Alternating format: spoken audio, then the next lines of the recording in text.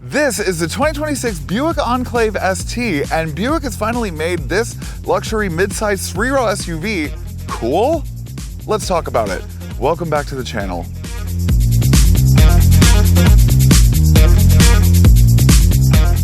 Welcome back to Sparkplug TV. My name is Chris and I do car reviews for literally everybody, not just car enthusiasts.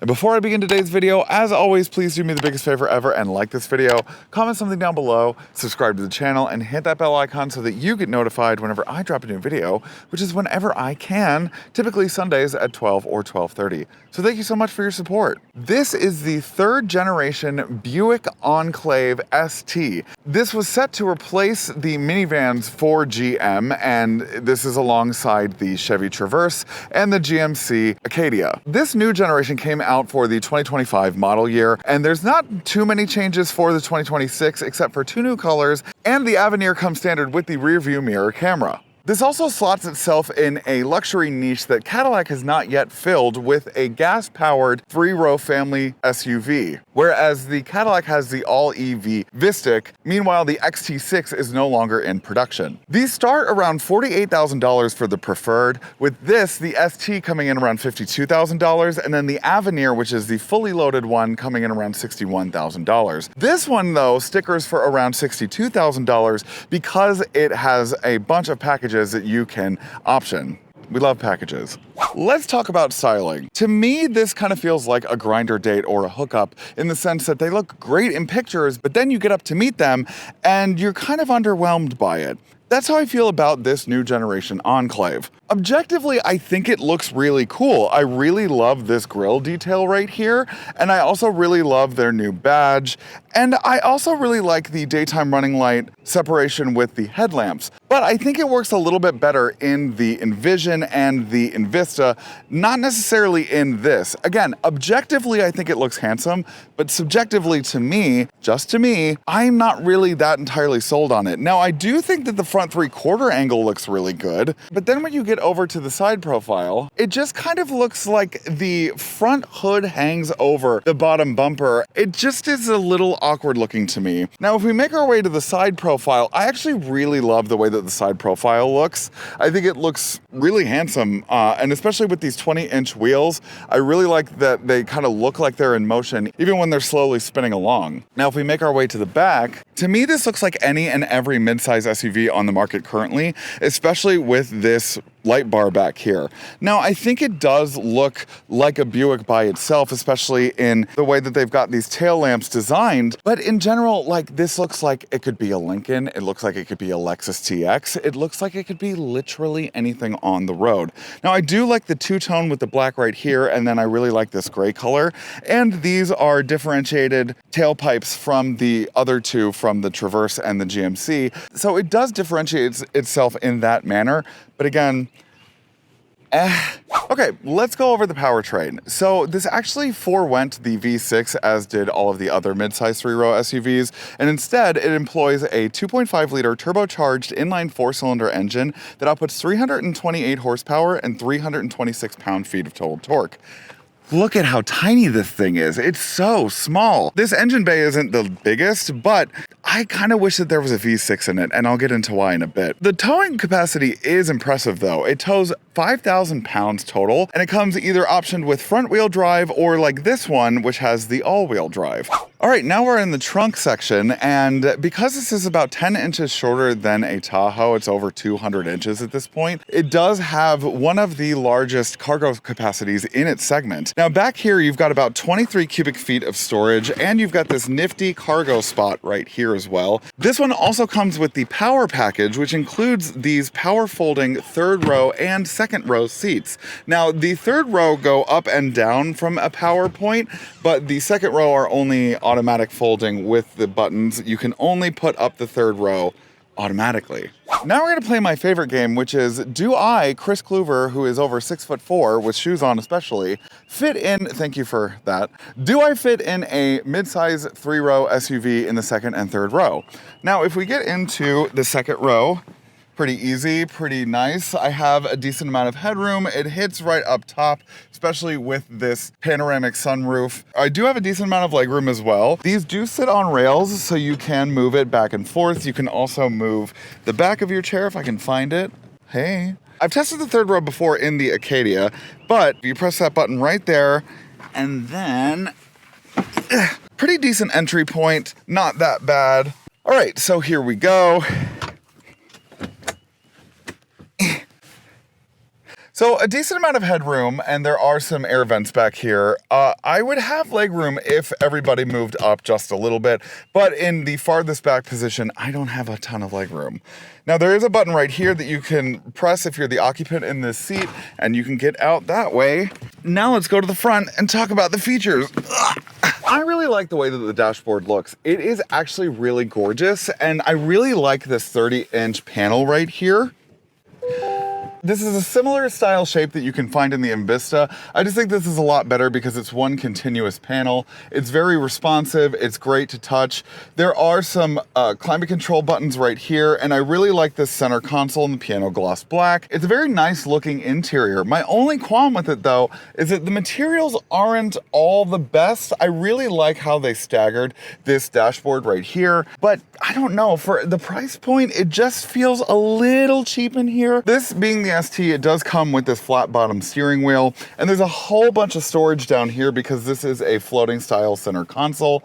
And then in terms of sound systems, you either get a standard 11 speaker Bose sound system, or with the Avenir only, unfortunately, you do get the 16 speaker premium sound system. Now, another feature that I really like about this is that you can put your maps, either the native Google Maps up on your gauge cluster, or you can also use Waze or Apple Maps in your own phone. Now, of course, this does have a trailering feature that you can do the famous light tests that you can do in most, if not all, GM products that can tow. You can change the ambient lighting to a couple of different colors. There's really, honestly, a lot to choose from. Gay rights, you know? That's what this is saying to me anyway. I've also tested the Auto Park Assist, and the Auto Park Assist is actually very intuitive and it works very quickly. I do wish that there were a few more buttons, like for example, the heated seats are these touch buttons right here. Now they're dedicated, but I really do kind of wish that there was some more buttons on this area right here. So these seats are very nice, they're very comfortable, they've got enough bolstering on the sides. I really like this white piping, and I also really like the ST stitching in the back. It's a very nice interior. I do not have any qualms about the way that it looked. I just wish the quality of the material were a little bit better. Let's go for a ride. One thing I forgot to mention on my interior overview is this 360-degree camera. Albeit great in practice, and it's a very nice camera, why is this so small? Like, we couldn't have made this just a tiny bit bigger? Speaking of tiny, the engine. I think that it's powerful enough. Like, it gets you to where you need to go. It gets up to 60 miles an hour just fine. And it is actually decently quick.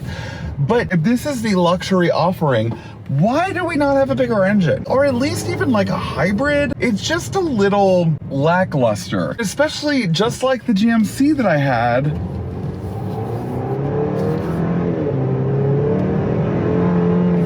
There is a ton of torque steer when you get up to speed. The way to mitigate that torque steer is by putting it into the all-wheel drive mode, but then you actually end up sacrificing some of the speed. So there's really a lot of like opportunity cost when it comes to driving this thing. I paid attention in economics one time. The engine really does leave something to be desired. It just doesn't sound the best either. Like, it just sounds like it is missing some cylinders, and I feel like it is. They should have at least made the V6 an option in this. Because this is a luxury, well, wait, hang on, I'm about to speed up because I just want to let you hear this engine again.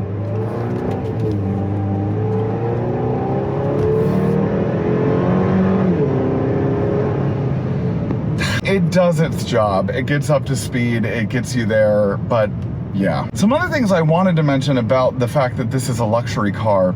There's some things that I really wish that it came with, at least as an option, that aren't in the top of the line. They want the top of the line to be more desirable.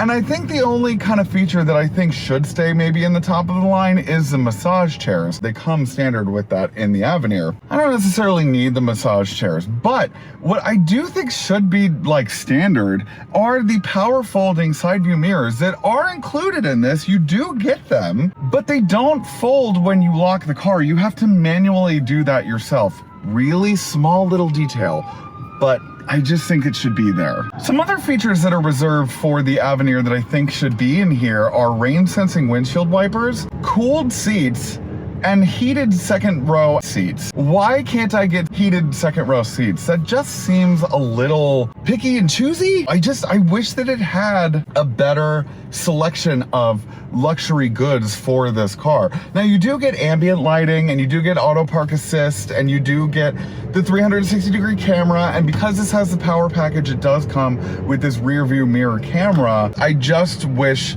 that it came with a few more goodies. Like, rain sensing windshield wipers can't be that expensive to put in a car like this, right? Hang on. Actually, it handles pretty well for a huge boat. It does. Now to the transmission. Comes with an 8-speed, which is one less than what it did for the second generation. And I think it works good. I think it is not very shift happy. It does a good job. It does a good job in sport mode. It works. What this does have over the GMC and the Chevy is it has more sound deadening in here, so you at least get a more luxurious ride in that sense, where it's a quieter, plusher feel cabin to it. Okay, let's talk about Super Cruise, because one good thing about this that the Envision lacks is the fact that you can get optional Super Cruise for around $3,000. This is one of the best, if not the best on the market, but I do have some criticisms for it. I think after this being, what, the 4th car that I've had Super Cruise in, I think I'd like to see a few changes made. First of all, if you use the native navigation system, I think that it should know what exit you get off of and should prepare you to get off on that exit by auto lane change assisting you over to the closest lane to your exit so that it makes it easier for you. All right, well, that's all I've got for today's video. Please do me the biggest favor ever and like this video, comment something down below, and subscribe to my channel.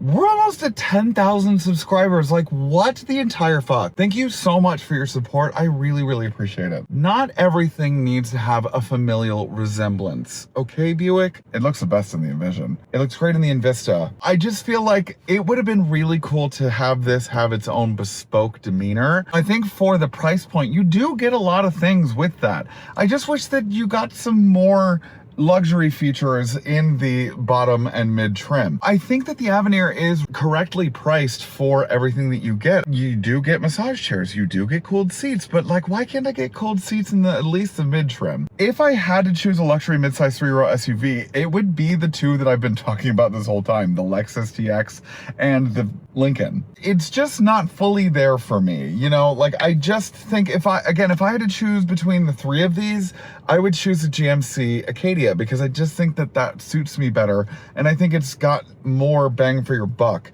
at least for the price point. And these all end up kind of being the same price at the end of the day anyway, so it's a no from me. But I think the Avenir is worth suggesting people buy, but I think maybe these other ones, maybe not so much. So anyways, that's all I've got for today's video. I love you, and I'll see you next time.